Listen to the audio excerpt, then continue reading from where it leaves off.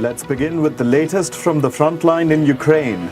The country's head of military intelligence has made some revelations. He said that Wagner fighters reached a Russian nuclear base called Voronezh 45. Their intention was to acquire small Soviet-era nuclear devices to raise the stakes. A source close to the Kremlin said that the Wagner contingent got into a zone of special interest. This made Americans angry because nuclear munitions were stored there. NATO leaders have arrived in Lithuania's capital, Vilnius, for a highly anticipated summit. Various issues of common concern will be discussed, including Ukraine's NATO membership bid. On Monday, Ukrainian President Volodymyr Zelensky said that the majority of NATO members stood with his country. He added that now the leaders must confirm that Ukraine is a de facto member of the military alliance. Turkey has agreed to support Sweden's NATO membership. Turkey's President Recep Tayyip Erdogan and Sweden's Prime Minister Ulf Kristersson shook hands after holding successful talks. Sweden and Finland applied for NATO membership last year after Russia invaded Ukraine. Finland became a NATO member in April this year. The United States has welcomed India's role in achieving lasting peace in war-torn Ukraine. U.S. Department of State spokesperson Matthew Miller made the statement during a press briefing. In June this year, Indian Prime Minister Narendra Modi and U.S. President Joe Biden expressed concern over the war in Ukraine. They called the humanitarian consequences of the war terrible and tragic. India is planning to purchase 26 Rafale fighter aircraft and 3 Scorpene submarines from France. The proposal has been placed before India's Defence Ministry. So far, India has procured 36 Rafale jets from France. This was seen as India's first major acquisition of fighter planes in 23 years after Sukhoi jets were imported from Russia. Southeast Asia's top diplomats and foreign ministers are arriving in Indonesia's capital, Jakarta. They will attend the Association of Southeast Asian Nations, or ASEAN summit. The ongoing political crisis in Myanmar and the tensions in the South China Sea are two of the major issues which will be discussed. U.S. Secretary of State Antony Blinken and Russia's Foreign Minister Sergei Lavrov are slated to attend the ASEAN Regional Forum later this week. Israeli parliament has given an initial nod to Prime Minister Benjamin Netanyahu's controversial judicial overhaul plan. With 64 out of 120 votes in favor, Netanyahu's coalition won the first of 3 votes. The new bill aims to curb some of the powers of the Supreme Court. The bill has now returned to a committee for more discussion. It could be altered before it's brought back for later votes. Protests broke out yet again against Israel's judicial overhaul plan. This happened just hours before Israeli parliament was scheduled to hold its first vote on the bill. Protesters entered the Tel Aviv Stock Exchange. Critics say that Netanyahu's judicial overhaul plan will decrease checks and balances between the judiciary and the government. They also say it is harmful for Israel's democracy. The Solomon Islands have signed a controversial pact with China on police cooperation. This comes 4 years after the Pacific country ended its diplomatic ties with Taiwan and sided with China instead. The Solomon Islands Prime Minister Manasseh Sogavare is currently on a diplomatic trip to China. The Police Cooperation Pact is one of 9 deals signed between the two nations. A massive fire broke out in a building in China's Guizhou province. At least 2 people were killed and 6 were injured. Videos from the incident site showed people standing on the roof of the building to escape flames. Torrential downpours have pounded the U.S. Northeast. This has caused catastrophic flooding across the region. Rains have washed out roadways and overwhelmed rivers. More than 1,000 flights to and from airports across the region have been delayed.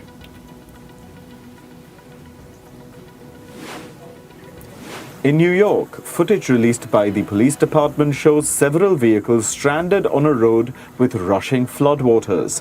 Police and motorists race to rescue the people trapped using ropes. Storms that began over the weekend have inundated rivers and streams in the region.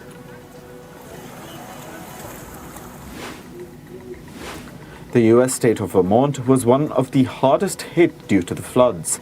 A video showed flooded streets in the capital city of Montpelier. Parts of the state had already received between 18 to 20 centimeters of rain. Officials expect more rains will worsen the flooding. Meanwhile, rainstorms poured over parts of the U.S. state of Pennsylvania. Visuals show cars being swept away amidst gushing floodwaters. First responders rescued people stuck in vehicles along flooded roadways. Swim away. India's northern hill state of Himachal Pradesh continues to reel under torrential rain. This has triggered landslides and stranded commuters and tourists. New video shows raging rivers and destroyed homes. Over the weekend, flash floods in Himachal brought down a bridge and swept away houses. People in Spain's capital, Madrid, are struggling under the bright, scorching sun. The country is experiencing its second heat wave of the season. It's expected to last until Wednesday. Some outdoor work has been banned in the region due to extreme weather conditions. As many as 61,000 people may have died in Europe's sweltering heat waves last summer. This is according to a new research produced by European health institutes. The study found that countries like Greece, Italy, Portugal and Spain saw the highest death rate.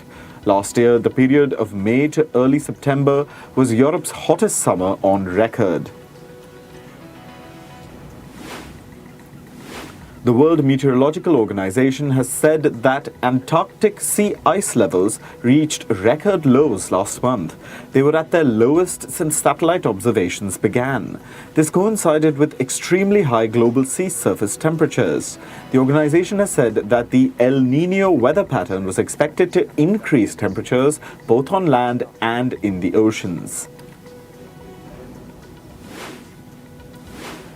A volcano has erupted on the Reykjanes Peninsula in southwest Iceland. The eruption follows intense earthquake activity in the area. However, an official from the country's meteorological office has said that there was no direct imminent hazard to the people in the region. Greenpeace activists in France dumped nearly a ton of green algae outside the Finistère administrative headquarters. They were protesting over the amount of green algae caused by industrial and factory farming. The activists also released green and black smoke during the protest. Later, some of them were moved away from the algae by the police, and authorities moved in to clear the streets. Financial giant Goldman Sachs has said that India is poised to become the world's second largest economy by 2075. It will not only overtake Japan and Germany, but also the US. The country's growth will be driven by progress in its innovation and technology, higher capital investment, and rising worker productivity.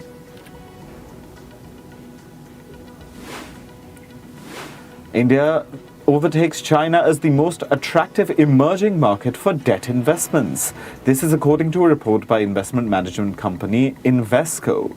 The South Asian country is being viewed positively for its improved business and a friendly environment for sovereign investors. In China, applications for initial public offerings slumped by a third in the first half of this year. Chinese exchanges accept around 330 new applications during this period. This is down from more than 500 applications a year earlier. The slowdown comes amid a volatility in company earnings, a slowing economy, and tighter regulatory scrutiny.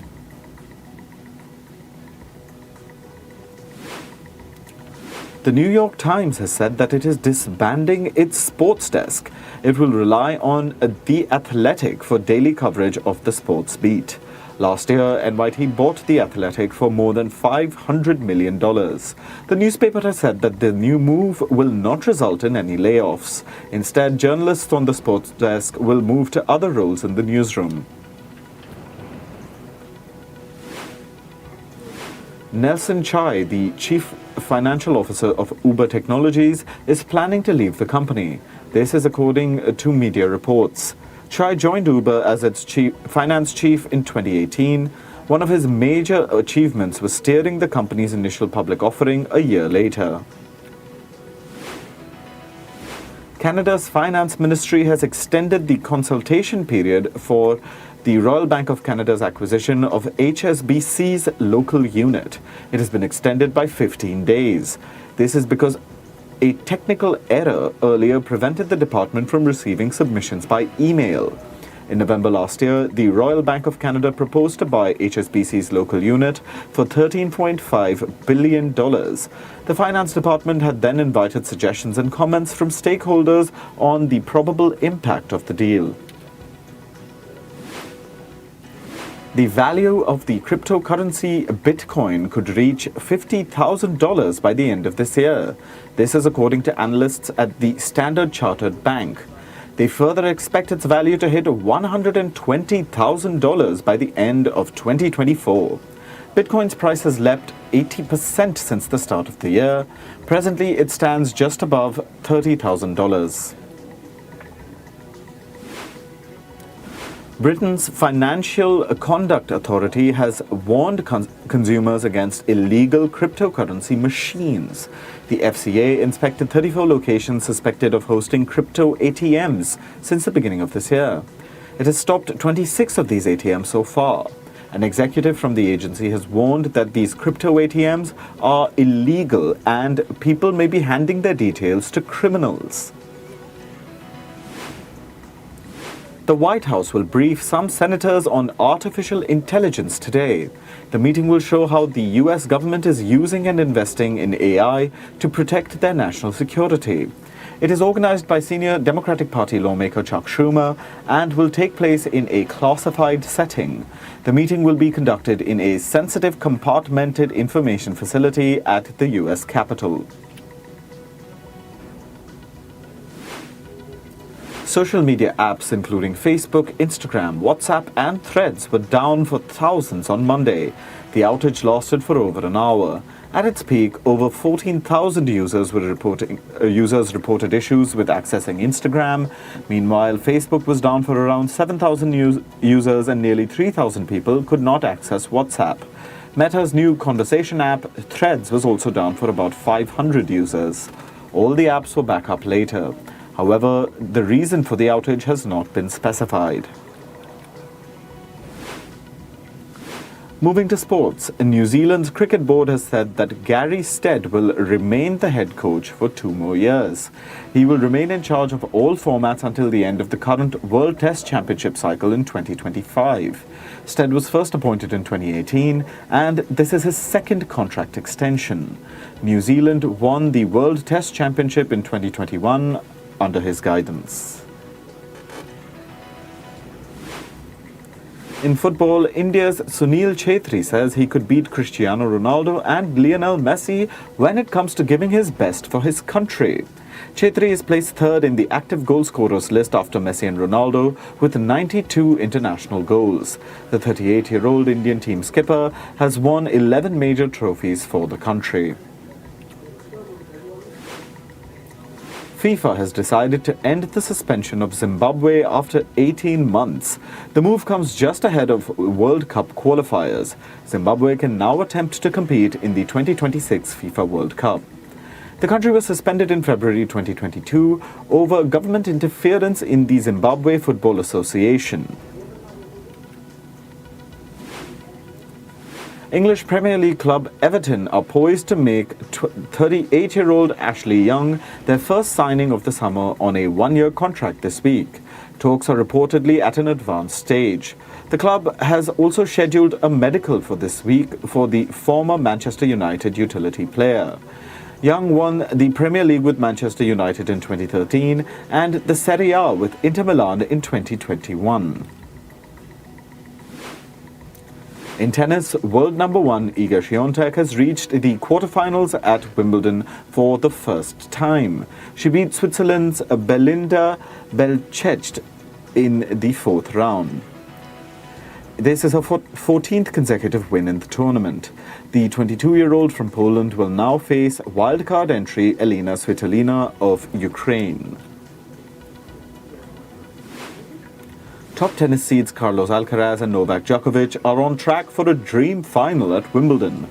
Both the players have successfully qualified for the quarterfinals. Alcaraz lost the first set to 2021 runner-up Matteo Berrettini, but recovered, winning 3-6, 6-3, 6-3, 6-3. Djokovic tamed the impressive serve of Hubert Hurkacz to stay on track for a record-equaling 8th title and 24th Grand Slam. Mercedes thinks it will have no option other than to switch full focus to its 2024 Formula One car revamp soon. The news comes as its current Diva 2.0 W14 continues to frustrate. The German manufacturer was outgunned by McLaren at the British Grand Prix in the battle behind Red Bull. This as Lewis Hamilton did not have the pace to overtake Lando Norris for second spot. Young Indian Grandmaster D. Gukesh has finished fifth in the third leg of the 2023 Super United Rapid and Blitz Chess Tournament. Meanwhile, his illustrious compatriot and idol Vishwanathan Anand had to settle for a tied 7th place. Gukesh also beat Anand for the first time ever in tournament play in the Rapid segment. He got the better of the 5-time world champion in 34 moves in the Blitz competition. Nikki McRae-Penson, a renowned basketball player and coach, has passed away at the age of 51. She was a 2-time Olympic gold medalist and received the MVP award in the American Basketball League. McRae-Penson battled breast cancer since her diagnosis in 2013. Tributes poured in for her on social media, including from teammates on America's Olympic gold medal winning teams in 1996 and 2000. The long-awaited next iteration of EA Sports' UFC video game series has finally been announced. The video game company has promised a full reveal for September in a social media post. The new iteration comes nearly 3 years after the previous game was released. However, the gaming giant has not declared an official release date for the upcoming video game.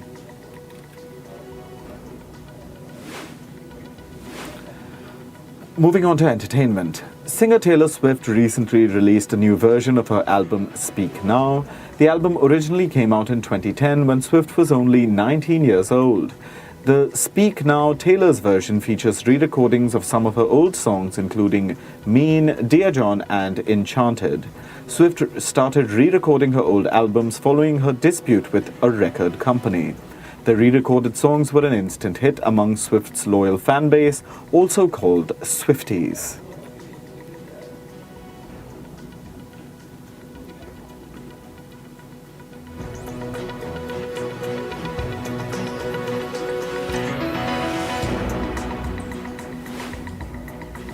British singer Liam Payne recently completed 100 days in a rehabilitation centre.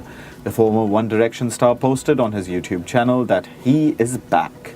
Payne admitted that he removed himself from the public eye for his mental well-being and added that he has been sober for nearly 6 months.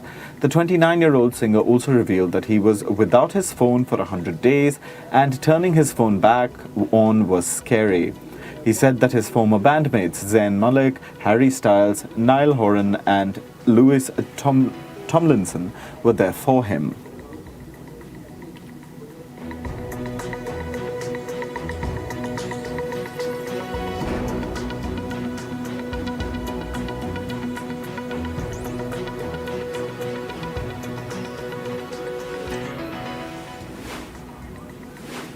Singer Madonna has broken her silence about her hospitalization.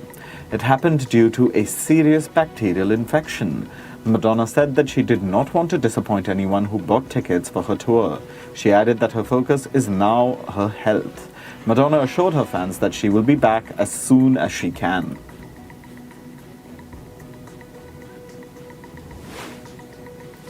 Canadian-American actor Ryan Reynolds has shared a new picture from the sets of his upcoming film Deadpool 3.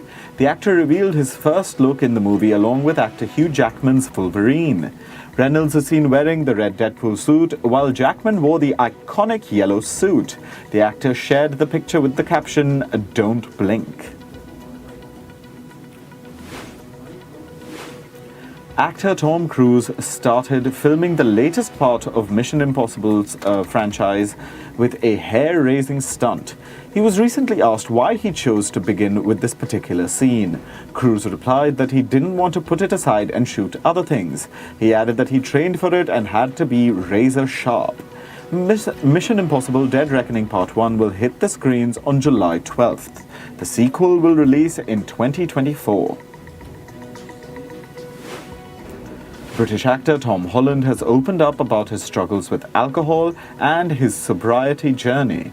Holland recently recalled the extent of his alcohol consumption, saying it had a detrimental impact on his day-to-day life.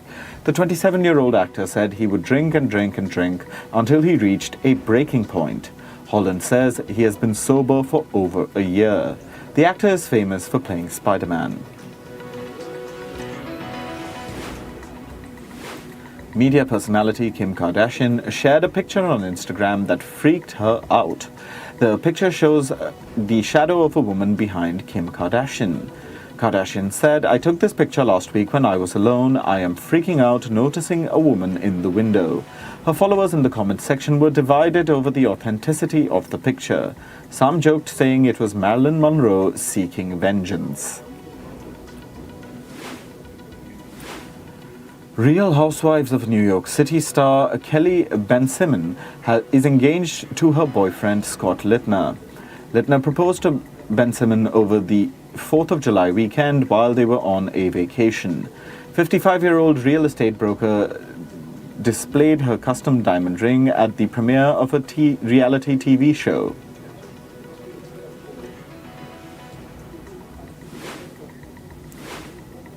Sports commentator Erin Andrews and her husband Jared Stoll welcomed their first child via surrogacy. The couple had been dating since 2012 and got married in 2016. In the same year, Andrews was diagnosed with cervical cancer and underwent a successful surgery. American actress Andrea Evans has died at the age of 66 after battling cancer. The actor was famous for her roles in The Young and the Restless and One Life to Live. Evans's manager said that the actor completed her memoir, My One Life to Live, shortly before her death. She is survived by her husband, Steve Rodriguez, daughter Kylie, and dog Miller.